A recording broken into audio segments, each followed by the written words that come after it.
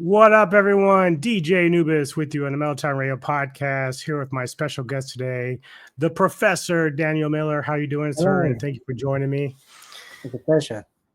Continuing on with my Kaiju Spotlight series, I chose you to join me for Godzilla, the main man behind the Kaiju, the lore, and the area is G2000, a man to my own heart. So, a little bit about origins here. So, the origin of Godzilla, of course, Shower Era proposed a framed creature from a type of prehistoric reptilian species that lived in the ocean's depths undisturbed, feeding off marine organisms, sustained its existence. However, its deep slumber was interrupted by America's hydrogen bomb test in Bikini Atoll. Obviously, during World War II, Japan, Toho created Godzilla, which was like an allegory to the horror and tragedy that they faced at the atomic bomb that was dropped on Hiroshima and stuff like that. So the origins of Godzilla started there. Was really kind of a big hit for them, despite supposedly just more of like them kind of getting it off their chest of how they felt about it all. But it just became this big thing with that. So when did you first see the original film? Yeah. Now, I was introduced to the original through the 1998 movie because before then I had no idea that this was even a remake or a reinterpretation of the original until I found, well, I found, my parents found a issue of the Guardian newspaper which had the original Japanese cut of the 1954 film on DVD. And that was where I've really became more engrossed with the original Japanese version. When the moment it came up with the Toho logo, there were the footsteps, and then you have Godzilla's name along with that roar appear on the screen. This is like, this is good. I'm here for this. Yep, right. There he is.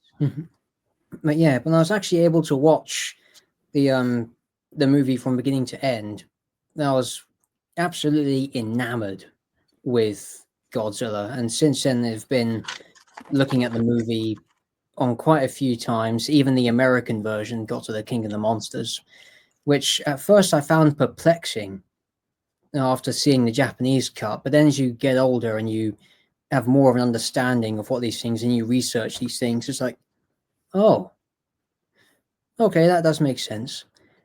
And yeah, then it sort of grew from there. Then there was King Kong versus Godzilla, Godzilla versus the Thing. There was the Showa movies, Ghidorah, Mothra, Space Godzilla, and Destroyer, and Mecha Godzilla. Great. Yeah. So, yeah, my first experience, weirdly enough, is that, as I've told people before, the first Godzilla film I ever saw was Godzilla versus Mechagodzilla 74. And so my first experience with that was basically him being like a good guy. So by the time I finally got around to seeing the original, it's like, I don't know if I like him as a villain. Basically it was like something that I just wasn't as crazy about, but I still enjoyed the film.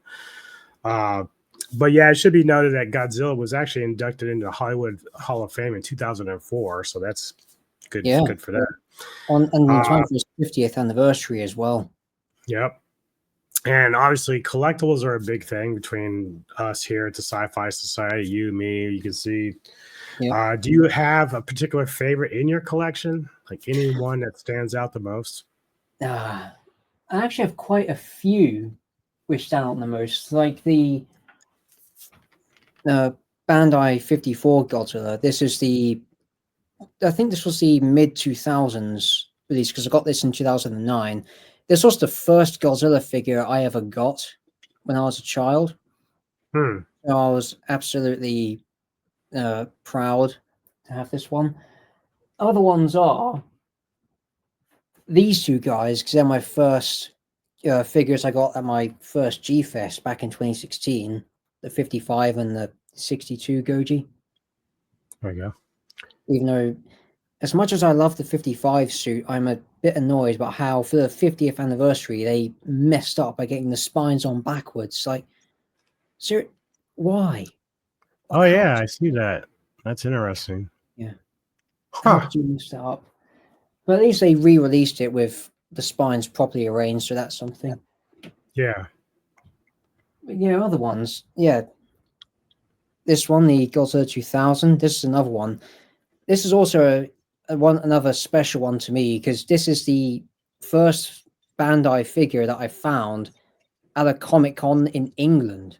Because just to put this into context, growing up in the early 2000s, Godzilla was close to non-existent.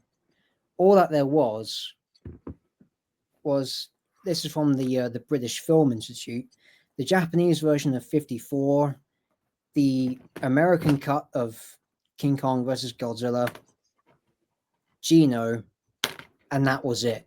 Everything else, you had to either import it from the US or from Japan, or just get extremely lucky to go to Comic-Con and find that one vendor who's doing tokusatsu media. Yeah. But yeah, I was absolutely just over the moon when I found this guy in England and not over in Chicago at G-Fest. So I was like, could this mean that the tide is turning? Are we not being overlooked?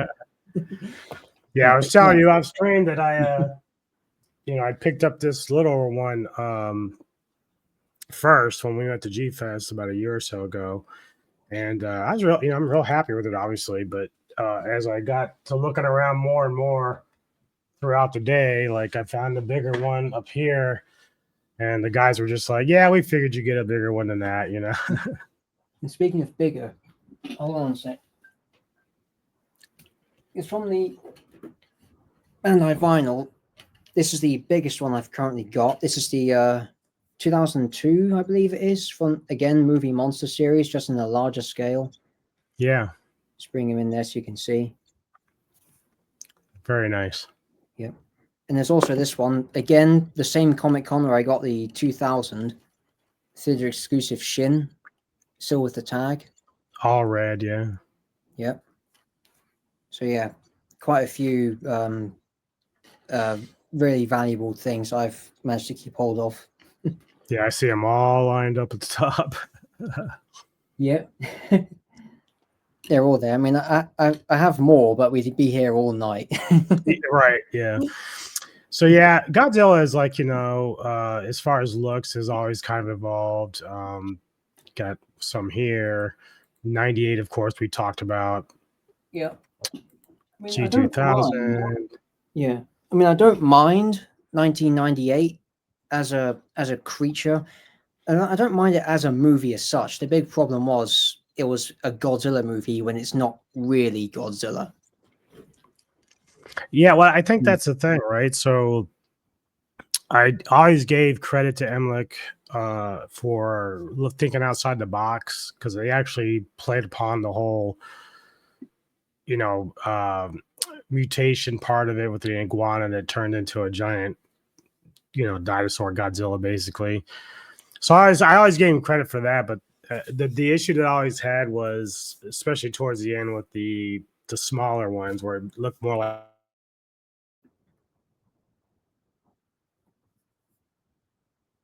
aspect of it.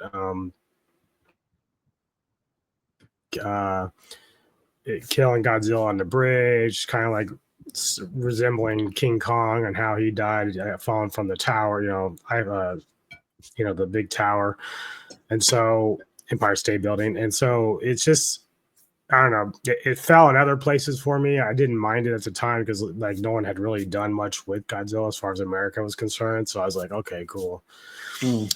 But over time, I'm like, yeah, didn't really hold up well for me. And I can see why a lot of people just don't really like it. And I always found it funny when Final Wars used it as Zilla. Yeah. And, they kind of played back with it, which I like that part. That's so funny to me. Yeah. We're all to blame. Yeah. So, Godzilla, he hasn't just evolved as a creature or character, but even from his origins as an allegory. That's right. We started out with 54. And then throughout the years, he's kind of gone through his transformations and how he's viewed. And then, of course, now we end with -1, or right back where we started. So it's like this big circle that we went into to where, he's, again, an allegory in a sense for -1. So what is your interpretation of the evolution of Godzilla over the years? I think my interpretation of Godzilla over the years, I think it's because that Godzilla is a unique, not just in terms of a film monster, but in terms of what he's also capable of uh, being being a reflection of. Like, for instance, he began as the prodigy of, or the bastard spawn of the nuclear age, because of the hydrogen tests in the Pacific Atoll, in Bikini Atoll, I mean. And afterwards, throughout throughout the 70s, you've got things like the smog monster, where he's really an allegory for environmental pollution. Although that's more so the smog monster, but Godzilla is on that wavelength as well. What I liked Mm-hmm. about Godzilla in the Heisei era was how he went back to his roots in terms of nuclear war, but in a much bigger context. Because you have to understand, this is the height of the Cold War, and everyone was always wondering who's going to launch the nukes first, the Americans or the Russians. And with Godzilla in that, mixed in with there, in that conflict, just made it all the more relevant. And I think that this quote that Professor Hayashida from The Return of Godzilla says about the monster actually rings true to him, still to this day. When the world is in crisis, monsters are born. So there's all of this stuff. For instance, you have these terrible things going on, like wars, fires, and disasters going on. And in the meantime, there are people thinking, look at what's going on. What if a monster or many monsters are are the fallout of these events? Let's make movies about them. Yeah. Yeah, you're right. Like, it's not just even Godzilla. They did that with a lot of different monster movies over the 60s and 70s, where they were using uh, nuclear and atomic waste and stuff like that to kind of create these creatures they would use for these movies. That used to be the big thing to drive in. Yeah. So you look at like the movie Tarantula and Beast from 20,000 Phantoms, like we're always dealing with some sort of mutation or reawakening of a creature that was like in slumber somewhere. So Yeah. that's good. That's a good point. I also think an interesting take would be how Godzilla was eventually like this Soul Reaper esque thing in GMK, where he's effectively the embodiment of all the souls of the sacrifices that Japan in the movie had forgotten that they made during the Pacific conflict, which I think that, along with nuclear allegory, are probably the two of the best interpretations of the Godzilla character, because it really makes you think that it's more than just a monster. Like, it's not just some lumbering thing that's been awakened or mutated, just lumbering out of the ocean. No, it's much more deeper than that. It's a lot, it even has a lot more horror when you look at it from those angles. Mm-hmm, mm-hmm.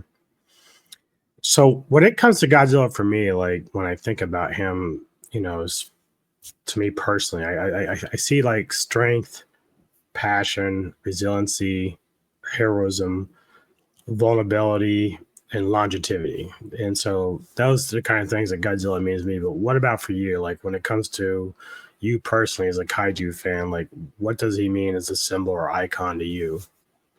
Mm. Well, to me, Godzilla means a lot of things, but if I had to pick just one, I say that he's a testament to one nation's resilience through all of these disasters that have occurred, like the Daiichi Fukushima disaster. There's the atomic bombings of the Second World War. There's all of these things throughout one nation's history, and during the midpoint of the last century or so, they created this guy, and he's gone on to have a legacy of more than a century's length. 70 years, nearly 40 movies and counting. And it's just incredible as to how long this guy's been running for, considering how much one nation has experienced and how they translated that experience through the medium of filmmaking. Yep, agreed.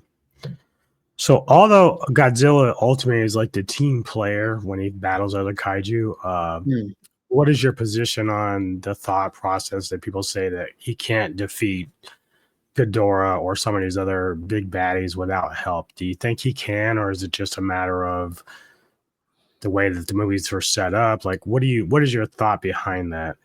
Yeah, I think it mostly ties into how the movies are set up. Like, for instance, if you look at Godzilla versus King Ghidorah from 1991, Ghidorah, even whether he's under control of the future people or not, he does almost succeed in killing Godzilla. So Godzilla is not always invincible against another kaiju, but there are instances where Godzilla he's more resourceful than he is. Like, he has tricks hidden up his proverbial sleeve. Not that he has any sleeves, but yeah, Right. like the nuclear pulse or his spiral breath, those sorts of things. And it's those elements of surprise that I think gives Godzilla the advantage, whether he's as powerful as the script makes him out to be or as weak as the script makes him out to be. But I think that in terms of solo adventures, Godzilla, at first, he's always immortal, but he's not impenetrable. He's not uh, physically robust. Like, for instance, if you look at -1, you see that he takes damage, and although he regenerates, there's still scarring and healing left on Godzilla's body, which isn't Yeah. something that we've seen that much of in the previous films. If you look at the movies that have Godzilla fighting, conventional military weapons almost has nothing. Not even a scratch, not a dent, nothing. It's always the other monster that trying not to destroy my desk. It's always the other monster that can damage the rival in battle. Yep, agreed. So, as terms like the MonsterVerse and Toho, what would you like to see going forward with the franchises? Like, what would you personally like to see? Like, I know Hmm. the MonsterVerse is doing another film. They're now talking about a sequel to -1. What would you personally like to see with each one of those franchises? Okay, for the MonsterVerse, I'm hoping that when they move forwards, they can go in different directions in terms of how they approach the storylines. Like, for instance, have you seen the analog horror Shelter 54? I don't think so. Mm-mm. Okay, it's an animated short. It's about uh, Godzilla kaiju being shown through like found footage horror type of stuff, which classified government material, that sort of thing. I'm hoping that if Monarch continues, they could play a little bit into that narrative episodically, where it's told from the perspective of Monarch employees, of civilians who have survived encounters with monsters, and having input from a narrator or off-screen interviewees about how Godzilla and the Titans exist in this world and what part they play and how their existence impacts the real world as we know it, whether it be the country's infrastructure, the economy, and all that stuff. Ecological, yeah. Yeah, from the Toho movies, I welcome a sequel to -1 because I'm curious to know where they're going. Would it be a repeat of Raids again? Would they bring Anguirus back in, or would they stick with uh, Naoko and go the sort of Biollante route with her, or would they go in the Hedorah route? There's those three possibilities. Another Toho movie I'd like to see would a possible follow up to Shin Godzilla, sort of bring Godzilla into more of the existential and body horror uh, genres, while also staying in the kaiju genre as well. That would be an interesting, but also quite a horrifying take on that particular. Yeah, that's a really good point because when you think about the end of Shin, like his tail has like where like humanoid type critters growing off of his tail. Yeah. So that you could almost do like a sort of zombie apocalypse type thing where it's like a plague of whatever virus this thing is that comes off Shin's like parasites. That would be kind of interesting. That'd make a really good horror film too, actually, if you think Yeah. about it. Well, it would. I mean, someone needs to get on them and explain these ideas and like, this could work. Give it a shot. Who knows? And yes, I'd also love to see more of their short short movies like they did with Jet Jaguar and Hedora and the Gigan Rex. I really enjoy seeing those because Yeah. it's the suits and the miniatures that just make it brilliant to me. Why do you think that Toho hasn't really been more active in that regard? Like as far as like the other kaiju. Well, I think it's because Godzilla, he's essentially the head of the pack, and he's become a world renowned name, almost a household name now. So they're basically banking upon that and having Godzilla as front and center in terms of their activity, like the films that they're producing. In terms of the other kaiju, now that's an So yeah, interesting one yeah, because like so like we haven't seen a solo Mothra movie since. in ages, yeah. Yeah, I mean, she had her last solo was with the Mothra trilogy back in the 90s. Or Rodan. Rodan hasn't been Yeah, done in ages. Varan, my boy Yeah, Varan needs another it's, movie. Wait, hold on. I knew you were gonna bring him up. I just knew it. Yep. Ah. Yeah. Give this guy another movie. Come on. He needs another movie. He needs an updated movie. Yeah, no doubt about it. Yep. I mean, he was also meant to fight Godzilla in an unmade Heisei movie as well. Wasn't he supposed to be one of the original ones from GMK too? Yes, he was, until they replaced him with Ghidorah. If you look at the size of Ghidorah's heads, you would notice that these thrills on the sides of Varan's head, they've been carried over to Ghidorah's new design in that film. So, in your opinion, why do you think Godzilla has been so successful over the last 70 years? Like, what is it that made him so endearing to the world? I think what's made him so endearing to the world is really, of course, I think some of it ties into the nostalgia. When people mention the name Godzilla, the older fans, they think back to when they saw their first Godzilla movie, whether it be on, like in the States, you had TNT Monster Vision, you had Godzilla Bash of '94, or whichever one it was called. Then of course you guys had the VHS tapes. Yeah. Of that. We did for a while, but as soon as Godzilla '98 rolled around, that all vanished. Gone into thin air. But yeah. Another thing I think why Godzilla has the reputation that it does is because of how long he's persisted for, like nearly 70 years, and still going along. And everyone looks at it, it's like, but it's literally just a dinosaur. I mean that's what most people would take away from it. It's a dinosaur. I mean, some fans would probably just go off on a long tirade and they'd be there for ages, but simplicity, looks like a duck, quacks like a duck, it's a duck. Yeah, it's very interesting because, as far as like the diehard kaiju fans such as ourselves, Yeah, we'll always support Godzilla in the kaiju genre forever. But like absolutely. when it comes to Godzilla himself, there seems to be this huge population of people that like, even though they're not as in deep with it as we are, they see the name Godzilla and they're out to the theaters and they're out to, check it out because they know who he is. Like, but even if they're not the biggest fans, they're like, oh, Godzilla, yeah, I know about him. Let's go check it out. Yeah, But it's just a really weird thing because you would think that there'd be a lot more kaiju fans based upon his success over 70 years. It's just kind of weird that it's still like this niche of fans in the fandom, absolutely.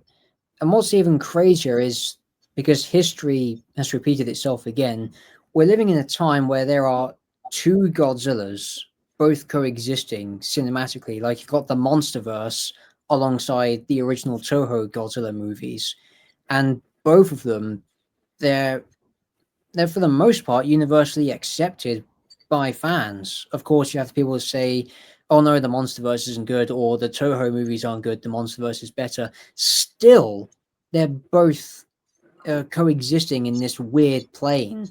Like it's the same character, it's just seeing different reflections of the same idea.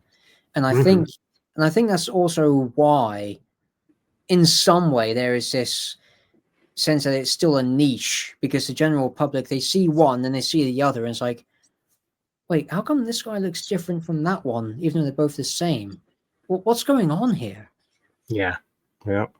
And that's the thing, like for the average person, they're not gonna understand like what they're doing movie wise. So it's like, yeah, you gotta understand this is more of the comical, fun Godzilla doing crazy shit, whereas -1 is a more serious take where he's more the villain, and a lot of people don't understand the differences there with that.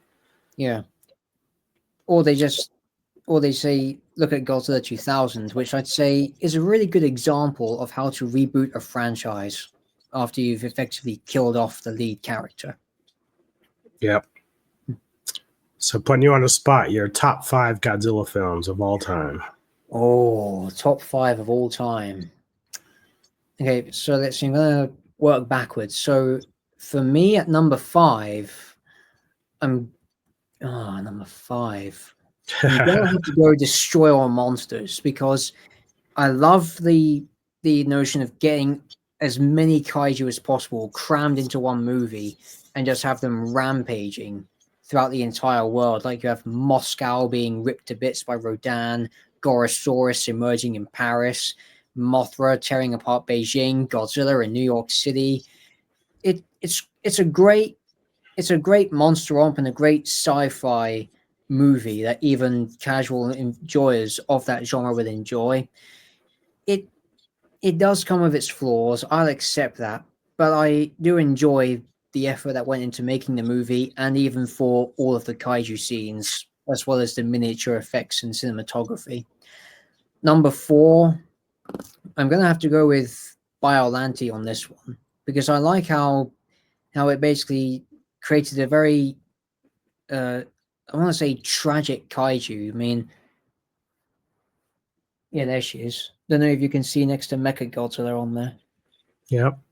Yeah. But yeah, Biollante, great design, great concept. Absolutely liked it. There are some elements in the storyline where I feel that they conflict, and it does get confusing for the average audience member the first time they'd see it. So I think that would be the reason why it would be at number 4. But love it all the same. Great soundtrack as well. And there's also, we got the traditional Heisei Godzilla design in that movie, the one that would be carried on throughout the majority of the 90s. Yeah. Number 3, I'm gonna have to go with I'm gonna have to put, okay, I'm torn between Shin and -1, but I'm more lenient toward -1. I like minus. No, that's 2000. Fuck, I'm getting my numbers confused. It's 2000. No, 3 is. I have to go with Godzilla 2000. Great reboot, great redesign. Absolutely. Yes.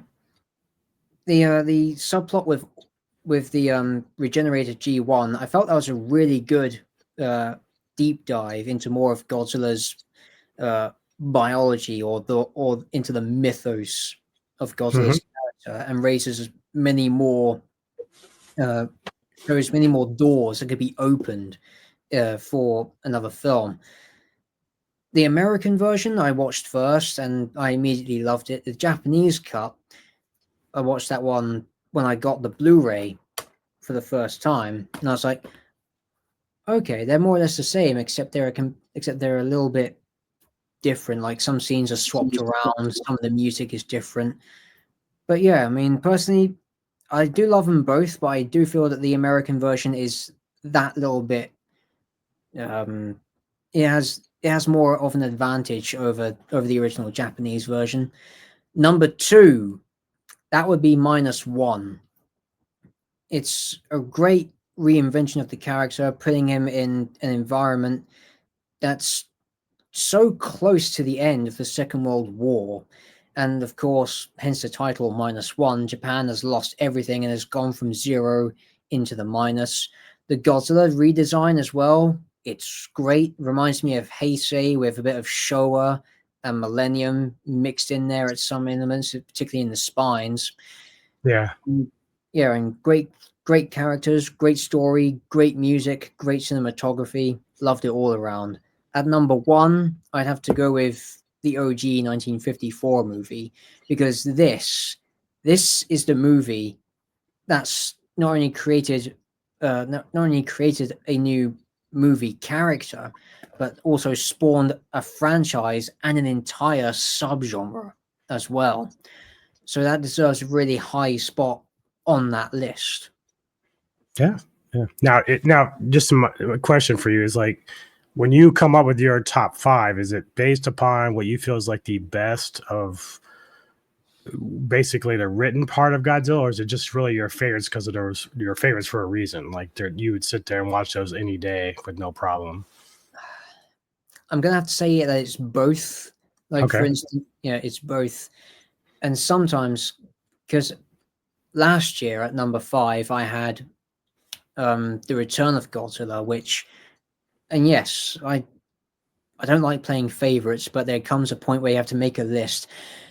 But yeah, Return of Godzilla I liked because it went back to the elements that made the original Godzilla what it was in the 50s, but elevated it into the modern age. By this point, the 1980s, where you had the Cold War going Yeah. on between the USA and the USSR, and having Godzilla thrown into the mix and effectively almost pushing both sides to war because it sank a Soviet sub. That's immediately that's great writing in terms of Mm. that story, and actually sets the stage for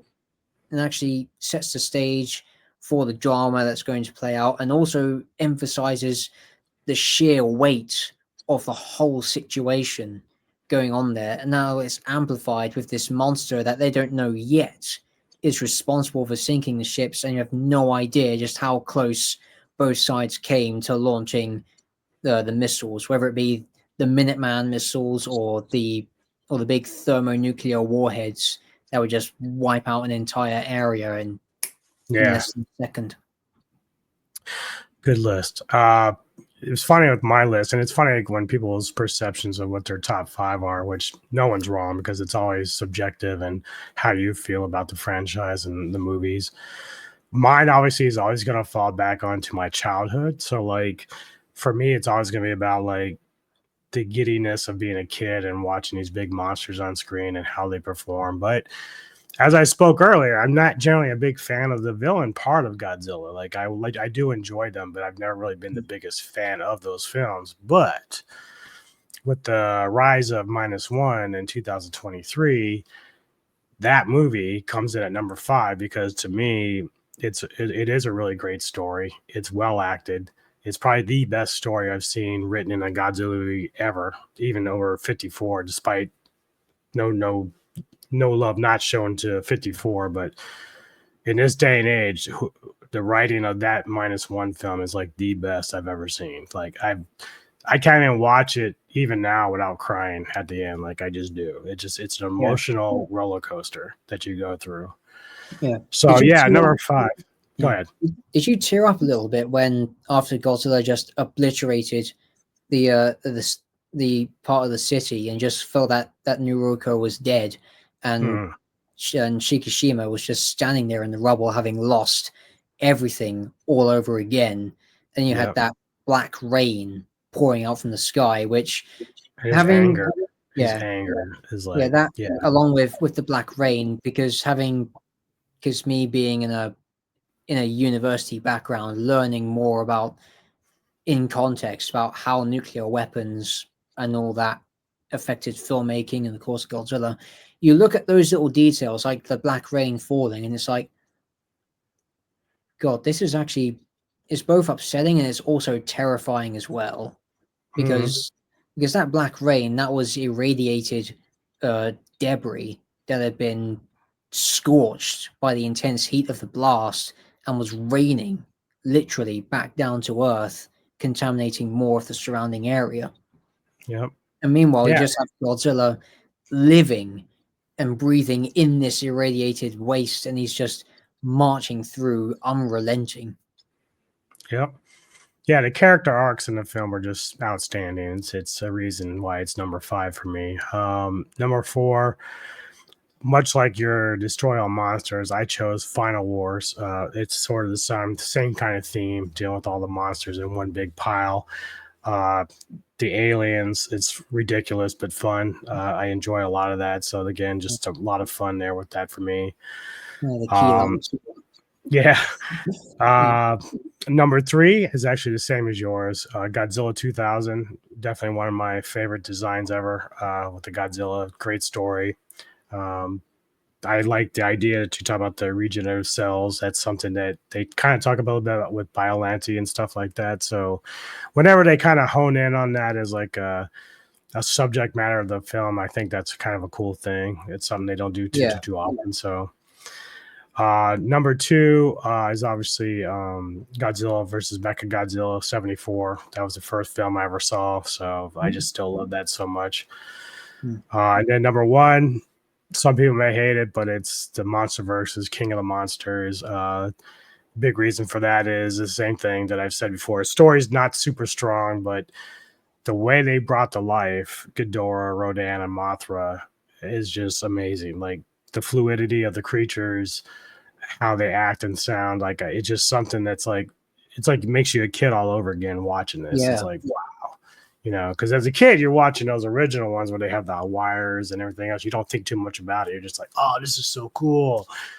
But now you're seeing it like, they're moving like a hydra and flying through the air, and it's like, this is pretty crazy. Like, you can do this with CGI. It's freaking amazing. Absolutely. That's one of the many things I like about King of the Monsters, is that it takes what we saw as children from a practical standpoint. Like you say, there was wires, there was even some pyrotechnics and even off-screen mechanics as well. But then you look at King of the Monsters and how it approaches those, it makes them look more like real creatures, but it doesn't in a way that doesn't, I don't know, condescend. Like, it's not saying, oh look, this is a CGI rendition of a puppet, you remember this, right? And it's like, no, they actually took the original design, changed it only ever so much, but it's still recognizable, and it's actually very faithful to the source material. And what's also good, the fact that they managed to get Ifukube's soundtrack in the score for King of the Monsters as well. Yeah, that's one of the things a lot of people love about King of Monsters. Even if they didn't really care for the movie too much, they love the score. The score is always something that gets you pumped up. Yeah.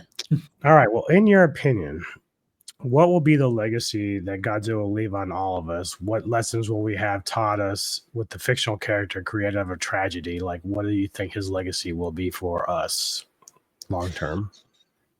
Long term, I think that the long term legacy of Godzilla would be one to do with the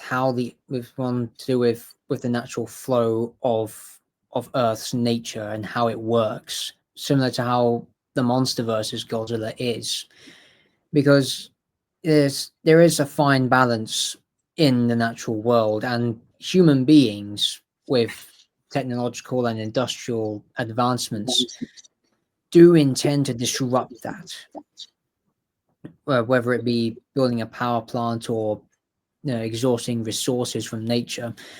But then there are elements when mankind plays into that through things like nuclear weapons and war and other forms of conflict, and it's through there that more monsters are eventually born from as fallout from these conflicts and whatnot. And the lessons have been taught to us in countless movies in the franchise, and they still today have fallen on deaf ears. But I think that the legacy will be, first, its longevity as a film franchise. That will be one of its biggest legacies. The other will be, I think, the reason why it began in the first place. A nation that had first-hand experience of a devastating power used on them, basically beating them into submission, but it had horrible, disturbing after effects that even today, not everyone's fully recovered from that, whether it be psychologically or not. Then, of course, you got other things in there, like, for instance, Mothra versus Godzilla. That's to do with the subject of human greed. There's still greed around, but the way how that movie tackles greed, it does it in the sense that, okay, you're not just exploiting humans, your own business partner, but you're also exploiting Mothra's egg for money. Yep. Yeah. How do you think that's going to go? How do you think that's going to end? Right. Yeah. That's always been an amazing thing about that film in particular, because you find something that's really not yours, but you make claim to it as if you now own it and like try to like profit off of it. And I just thought, oh my God, it's so atypical of human beings to do that shit. Yeah. We are happy enterprises. That's a great company name. Happy Enterprises. Yeah. Yeah. Well, sir, I appreciate you taking the time to sit down with me and talk about this. I know you were trying to get your channel off the ground and stuff. So can you just tell people what you're going to be coming up with on your channel and what you're working on? What I'm working on right now is a series of audio stories, because I plan to get back into creative writing and creative fiction as well. I've also started to do a bit more illustrations. So I've already been working on a time lapse of one. It's taking longer than expected, but I do plan to get it finished sooner rather than later. Cool deal. Yeah, for me, I don't know what I'm doing next week yet. I'm still trying to get over this cold, if no one noticed. Tomorrow, though, I will be trying to continue on with my Kaiju spotlights as I get together with Lady Fat Blood. We're going to be actually doing Mothra this time. So hopefully that goes through without a hitch. If I don't, hopefully I get better. I'm getting better. I think I'm getting better. You never know. Every time I think I'm getting better, I get worse. So we'll see how it goes. But yeah, I'll keep you all updated. And Dan, thanks for joining me again. Hang around for a minute. For the rest of you, please go like and subscribe to his channel at Dan Filming. Like and subscribe to this channel, please. The support is much appreciated. And we'll see you next time on the Metal Time Radio podcast. Later.